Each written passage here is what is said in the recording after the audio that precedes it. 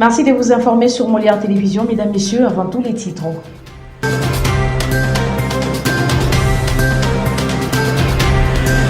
Mesdames et messieurs, au sommaire de cette édition du journal, lors du dernier conseil des ministres tenu à Kinshasa le 31 août dernier, le bureau de communication du chef de l'État Félix-Antoine Tshisekedi Tshilombo a annoncé qu'elle attend des loyaux services à la nation et non plus se servir de la nation au nouveau haut magistrat de la Cour de cassation du Conseil d'État et de sièges ainsi que des membres de la Cour des comptes qui ont prêté serment. Et puis la CENCO se réserve mais appelle qu'elle avait fait pression contre l'augmentation des émoluments des députés nationaux à 14 000 $ à l'époque de Matata Ponyo. Cette annonce a été faite après la révélation de l'opposant congolais qui dénonce l'affaire des 21 000 $ que perçoivent les députés nationaux. Mesdames et messieurs, c'est tout pour le sommaire. Votre journal, c'est tout de suite.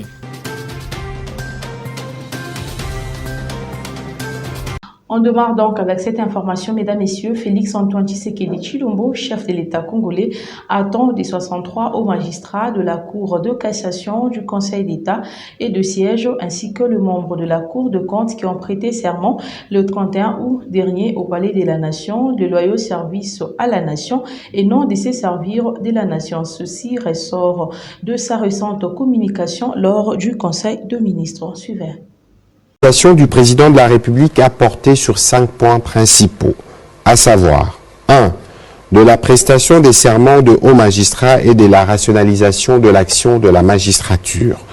À la suite de la cérémonie de prestation des serments de 73 magistrats, qu'il a présidé le mercredi 31 août 2022, pour marquer sa volonté ferme de réformer la magistrature judiciaire, administrative et financière afin de consolider l'état de droit.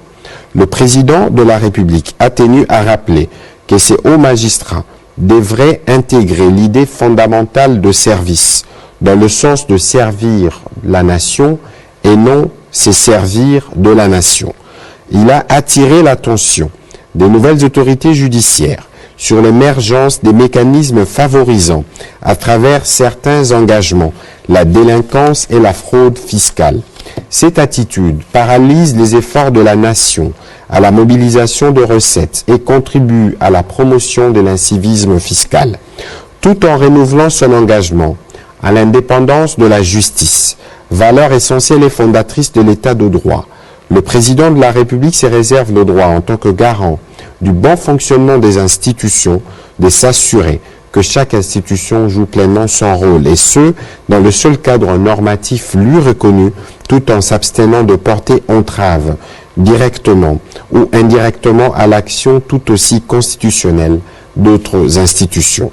Il attend d'y accorder un point d'honneur. Mesdames, Messieurs, l'actualité, c'est aussi le cabinet du président de la Chambre basse du Parlement congolais, Christophe Mbosso-Kodia, qui a annoncé le vendredi 2 septembre 2022 des sanctions contre les députés nationaux qui s'évertuent à affirmer les salaires des 21 000 $ américains, comme l'avait annoncé le président du parti politique SID, Martin Fayoulou Madidi, le mardi 30 août dernier. Suivez les avis et considérations de la classe politique quant à ces sujets. Regardez. Des vives polémiques continuent à alimenter la toile sur les émoluments des députés nationaux supposés à 21 000 $ américains. Selon les dernières révélations de l'opposant Martin Fayoulou Madidi, en revanche, le cabinet du président de la Chambre basse du Parlement, Christophe Mbosso-Kodia, a annoncé le vendredi 2 septembre 2022 des sanctions contre les députés nationaux qui s'évertuent à affirmer ces allégations de 21 000 $ sans les prouver. Toutefois, les violences semblent ne pas s'accorder entre les composantes politiques en RDC. Les bureaux de l'Assemblée nationale, qui est la représentation du peuple congolais, a démissionné à sa mission. Au lieu de parler en faveur du peuple, parle en leur faveur. Donc, c'est regrettable. Ils ont perdu de nord. Ils ont parlé contre la vision du chef de l'État, parce que vous avez suivi dans les conseils des ministres, le chef de l'État a demandé la réduction des trains de vie des institutions. Donc, il pouvait déjà rassurer la population que cette question de réajustement, d'équilibrage des dépenses, des consommations des institutions a été déjà soulevé par le chef de l'État, nous allons nous y pencher. Nous attendions que de ces bureaux, que nous apprenions qu'à cette rentrée parlementaire, la question des réductions des trains de vie des institutions devrait être la priorité. C'était ça. Ça devait être ça la réaction du bureau de l'Assemblée nationale. Mais vouloir intimider les députés qui veulent que les choses changent pour que les enseignants, les médecins, les forces armées congolaises et la population congolaise se retrouvent, nous regrettons. Partiellement, je dirais que c'est une intimidation. Mais par rapport à la sortie médiatique du député national qui a scandalisé presque tout Kinshasa, presque tous les Congos, en disant que les députés perçoivent 21 000 $, il y a une mauvaise intention par rapport à ça. Mais si c'est une réalité,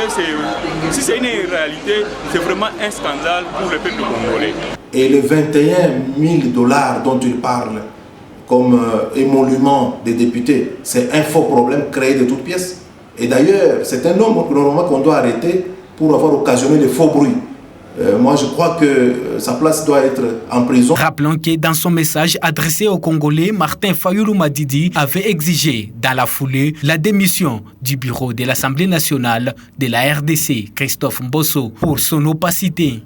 Au Conseil des ministres du vendredi 2 septembre 2022, le projet du budget 2023 a été présenté en recettes et en dépenses, soit plus ou moins 29 milliards de francs congolais, équivaut à 14,6 milliards de dollars américains, soit un taux d'accroissement de 32,6% par rapport à la loi de l'exercice 2022, chiffré à plus ou moins 22 milliards de francs congolais. Suivez. Le ministre d'État, ministre du Budget, a soumis au Conseil le projet de loi des finances pour l'exercice 2023. En ce qui concerne sa configuration, ce projet du budget 2023 est présenté en recettes et en dépenses à hauteur de 29 511 milliards de francs congolais, équivalent à près de 4,6 milliards de dollars, soit un taux d'accroissement de 32,6% par rapport au budget de l'exercice 2022, chiffré à 22 253 milliards de francs congolais. La pression fiscale est de 14,1% contre 12,7% en 2022. Nonobstant cette performance amorcée depuis 2021, le gouvernement s'investit davantage pour atteindre dans le plus bref délai la moyenne de l'Afrique subsaharienne qui est de 17,6%. Les prévisions de crédit allouées aux investissements ont connu un accroissement de 45,8% par rapport à leur niveau 2022, entraînant ainsi une amélioration de sa part dans le budget général de 35,5% en 2022 à 37,8% en 2023. L'objectif étant de garantir la poursuite sans faille de grands projets de la République.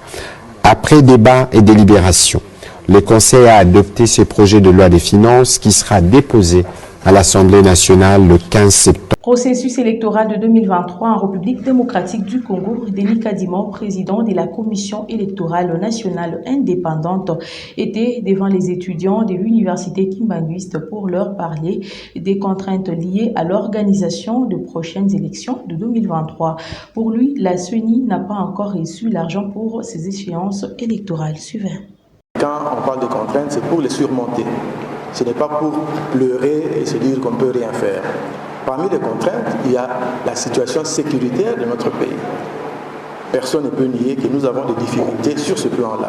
Le pays a beaucoup de difficultés sur le plan sécuritaire et comprenez que les élections ne se font pas partiellement sur le plan géographique, ça se fait partout, dans tous les coins et recoins du pays. Et ça, c'est une difficulté de taille et nous aurons besoin de la collaboration des autorités politiques et militaires pour pouvoir faire face à ce type de défis. Les difficultés d'ordre logistique, ça, c'est lié à la taille de notre pays, c'est lié au niveau des infrastructures. À part ça, il y a les difficultés d'ordre financier. Plus tôt on reçoit l'argent, mieux ça vaut. Parce que quand on reçoit l'argent en retard, ça signifie que les actions, les activités seront aussi retardées. Et quand elles sont retardées, nous finissons par aller plus vite en augmentant le nombre de personnel ou bien en prenant les avions au lieu de prendre, par exemple, le camion ou le train ou même le bateau. Vous comprenez que le prix va augmenter de façon exponentielle. Nous sommes toujours en pourparlers avec le gouvernement par rapport à cette question-là pour que ça soit un peu plus régulier parce que pour le moment, nous recevons l'argent avec un certain retard. En réponse aux affirmations du président de la CENI, Denis Kadima, aux étudiants de l'université Kimbanguiste, le gouvernement congolais a lors du récent conseil des ministres du vendredi 2 septembre 2022 répondu que la CENI a déjà été financée à hauteur de plus ou moins 238 millions de dollars américains. Regardez. En ce qui concerne les dépenses, les chiffres indiquent pour le mois d'août 2022 un total de 1215 milliards de francs congolais contre 12 728 milliards de francs congolais en cumul annuel. Ces dépenses ont été marquées, entre autres, par le paiement de la 5e dotation à la Commission électorale nationale indépendante de 125 milliards de francs congolais et la subvention pétrolière évaluée à 121 milliards de francs congolais. Le ministre des Finances a précisé que les totals de la subvention économique versés aux entreprises pétrolières et logistiques depuis le début de l'année. Ces chiffres désormais à 336 millions de dollars, alors que la CENI a déjà été financée à ce jour à hauteur de plus de 238 milliards de dollars. La trésorerie de l'État présente un solde déficitaire provisoire de 346 milliards de francs congolais contre un excédent de 649 milliards en cumul annuel. Au courant du mois d'août, le Trésor public a encaissé un appui budgétaire de la Banque mondiale de l'ordre de 240 millions de dollars. Cette enveloppe sera affectée à divers projets d'investissement public. Sur un autre chapitre, Parlant de l'affaire 21 millions de dollars aux députés nationaux, la Cinco se réserve de tout commentaire, mais elle rappelle tout de même qu'elle avait déjà fait pression contre l'augmentation des émoluments à l'époque des Matatampogno qui était de 14 000 dollars américains par député national. Suivez le secrétaire général de la Cinco, l'évêque Donatien Cholet. Je n'ai pas fait des enquêtes pour estimer la véracité de cela. Il est en train de parler. Je sais que dans le passé, la Cinco a approché l'ancien Premier ministre Matata Poyo quand il a appris que les députés menacés faisaient pression pour que leur salaire passe de 9 000 à 14 000 dollars. En ce temps-là, la Cinco a approché le Premier ministre et dit non, en tout cas, dans les conditions actuelles, ce ne serait pas juste. Mais sur les 21 000 dollars, je ne me prononce pas parce que je ne sais pas si c'est vrai ou c'est faux. Il y a tant de sons de cloche là-dessus. Merci. À Kasumbalesa, dans la province du Haut-Katanga, le commissaire général adjoint Mouchi Doyav a annoncé l'arrivée du corps des feux commissaire supérieur Bravo Nzenza, mort dernièrement lors de la manifestation anti-Monisco dans la ville de Butembo.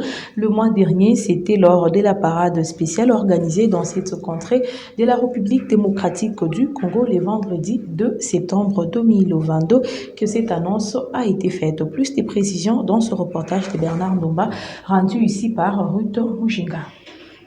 En mission dans le Haut-Katanga, le commissaire général adjoint Mouchin Diav a été accueilli au cours d'une parade spéciale organisée au commissariat urbain de Kasumbalesa le vendredi 2 septembre 2022 par le commissaire supérieur principal Papi Kalinga devant ses troupes.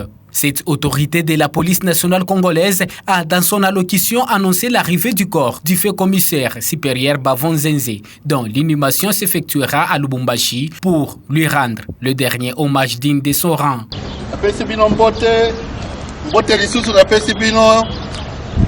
Commissaire général de la police, commissaire divisionnaire principal, Amoulei, Baïg Ouedier d'honneur, Mokonzinabiso.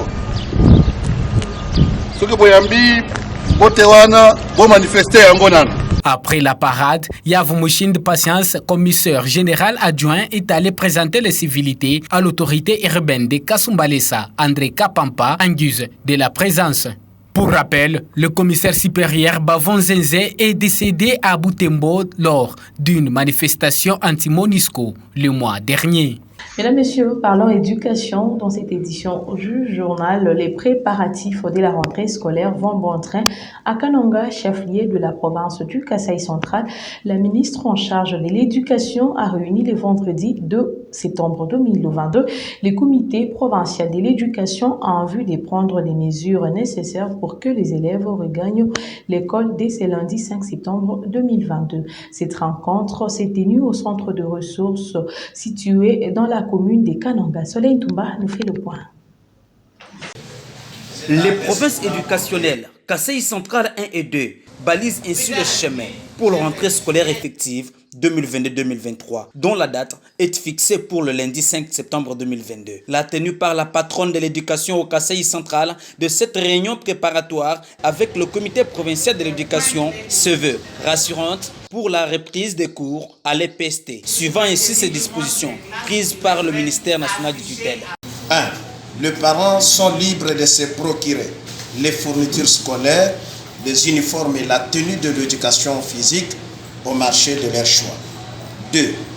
Les frais scolaires doivent être perçus obligatoirement en monnaie nationale. 3.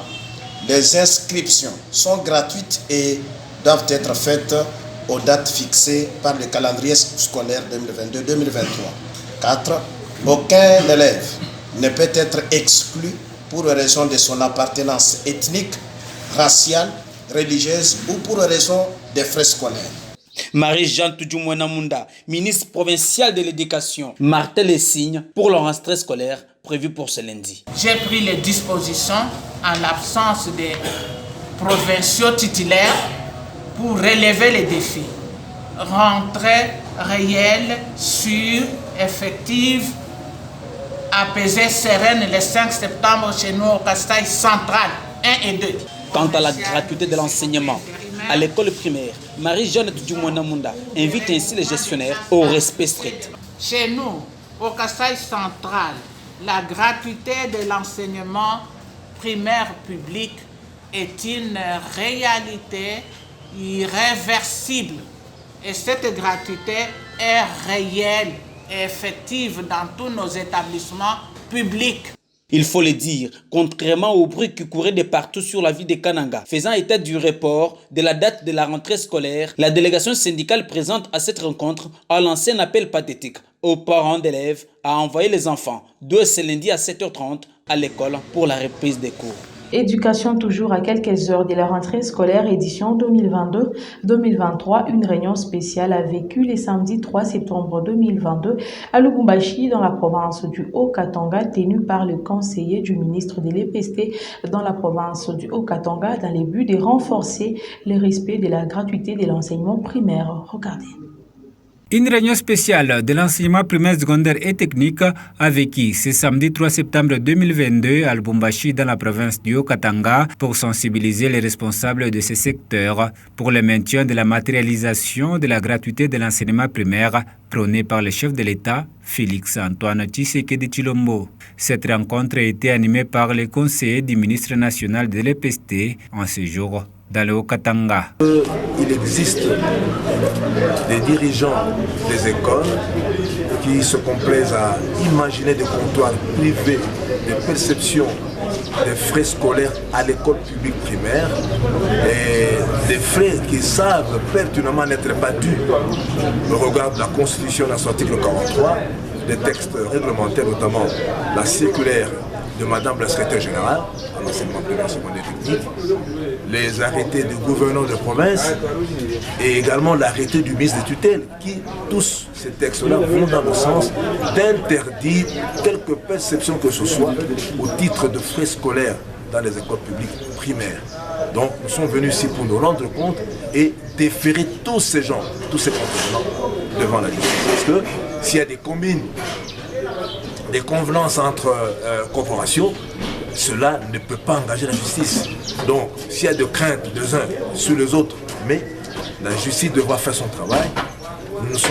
Nous en sommes pris à certains dirigeants, notamment à la coordination des écoles conventionnelles catholiques, la coordination catholique diocésaine, je crois, et également bien d'autres dirigeants, notamment l'école Twendele, l'école primaire Twendele, et l'école primaire Imara et Salama. Les trois, du moins sous réserve d'autres révélations, sont les trois qui sont dans le filet de vision de la justice. Cette séance de travail intervient à quelques heures de la rentrée scolaire édition 2022-2023 sur l'ensemble du pays. Changeons de chapitre à présent, un cas de vol d'un camion poids lourd appartenant à M. Jack Chako a été signalé dans la ville de Lubumbashi par un groupe des malfrats non autrement identifiés. Cet engin roulant à son bord plusieurs marchandises en provenance des Mukambo. Suivez-le dans ses propos recueillis par Johnny Gala.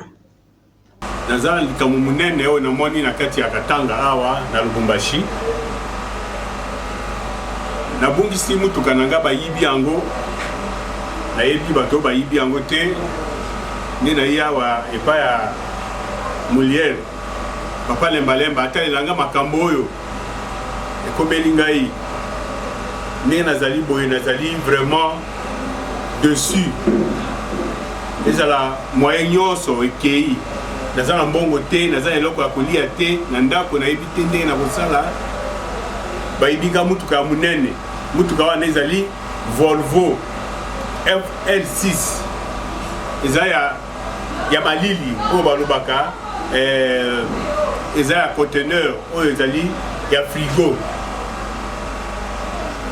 nautaki nango Mukambo nauti nango Mukambo nazwaki chauffeur moko babengi na kombo ya Edi nayebi kombo na ye mususu te okomona pe bilili na ye photo na ye malgré ezomona na malamu te nayebi bacomplice na ye te mutuka wana baye nango mwana na ngai ya mobali azalaki na kati ya mutuka wana na ndeko na ngai mususu baye na mutuka wana bakomi vers 18h à peu près 18h na péage ya suka ya awa. Pour terminer, mesdames, messieurs, le cadre des concertations de la société civile du Haut-Katanga a servi de cadre le vendredi 2 septembre 2022 à une réunion de la jeunesse du dit cadre. Plusieurs questions ont été traitées au cours de cette rencontre. C'est un reportage qui porte la signature de Gisèle Kabongo et Gérard Sangwa. Plusieurs points ont été traités au cours d'une réunion organisée par la jeunesse du cadre des concertations de la société civile du Haut-Katanga le vendredi 2 septembre 2022, entre autres l'agriculture et la pisciculture. Le gouverneur de province, Jacques Aboula, ensemble avec le ministre provincial de la jeunesse, Mme Prudence, avait promis à la jeunesse de les accompagner sur l'agriculture, de leur donner les intrants et les espaces. Alors pour nous, il fallait qu'on puisse inviter les structures de jeunes, les leaders des structures de jeunes, ensemble avec la chef de division, pour que nous puissions nous mettre d'accord sur beaucoup d'aspects, surtout nous mettre en ordre avec la division provinciale de la jeunesse et informer aux structures de jeunes qui sont intéressés pour qu'on puisse emboîter les pas parce que vous savez, la saison commence d'ici peu. Les intervenants assis se sont exprimés au sortir de cette rencontre. Ça a été notre devoir de pouvoir venir auprès d'eux, expliquer d'abord c'est quoi que nous pouvons faire en tant que division provinciale. Et ce que nous attendons, quel est le terrain, le cadre que nous voulons ouvrir, qu'est-ce que eux doivent faire comme finalité pour que nous puissions nous consolider. Voilà que les résultats, vous l'avez vu, ils sont merveilleux, malgré le temps, ils étaient édifiés sur les matières qui sont mises à disposition des jeunes. Et il y a une pérennisation que les adultes pour entrer dans le cadre de l'axe intergénérationnel, d'expertise vers les jeunes et les jeunes d'opportunités pour le développement sur la province du Rwanda. Je demande à la jeunesse de ne jamais reculer, de ne jamais avoir peur, car elle détient le monopole de l'avenir de la RDC. On va les soutenir, nous sommes là même dans l'ombre. Cette réunion a réuni plusieurs jeunes venus de partout dans la province du Haut-Katanga pour la circonstance. Mesdames, Messieurs, c'est presque la fin de cette édition du journal, mais voici le rappel des titres.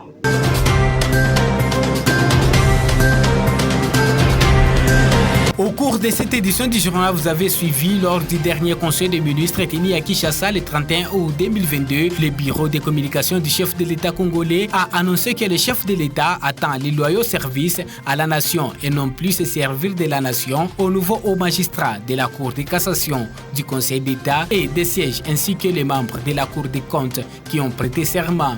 Et puis vous avez suivi, la Senko s'est réservée mais rappelle qu'elle avait fait pression contre l'augmentation des émoluments des députés nationaux à $14 000 à l'époque de Matata Ponyo. Cette annonce a été faite après la révélation de l'opposant congolais qui dénonce l'affaire des $21 000 que perçoivent les députés nationaux.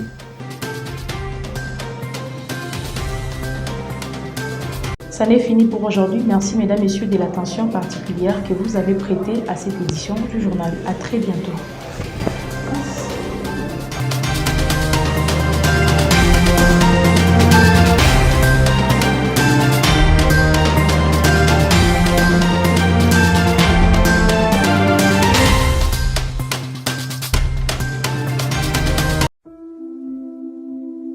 De la RDC vers le monde et du monde vers la RDC.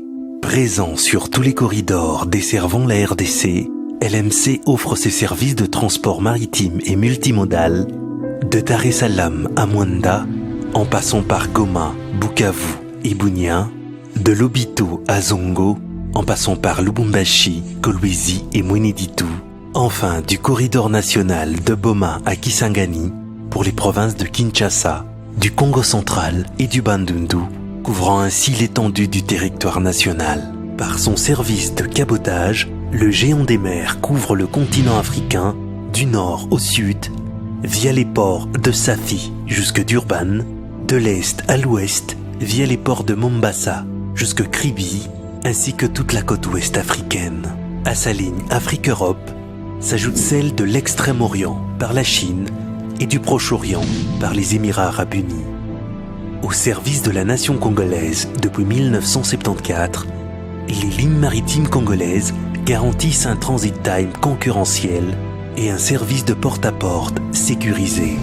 Retrouvez-nous au numéro 13 de l'avenue des Aviateurs, immeuble LMC Ami Congo, Kinshasa Gombe. Pour tout contact, composez le 082 380 0000. Ligne maritime congolaise, votre transporteur à la dimension des ambitions de la République démocratique du Congo.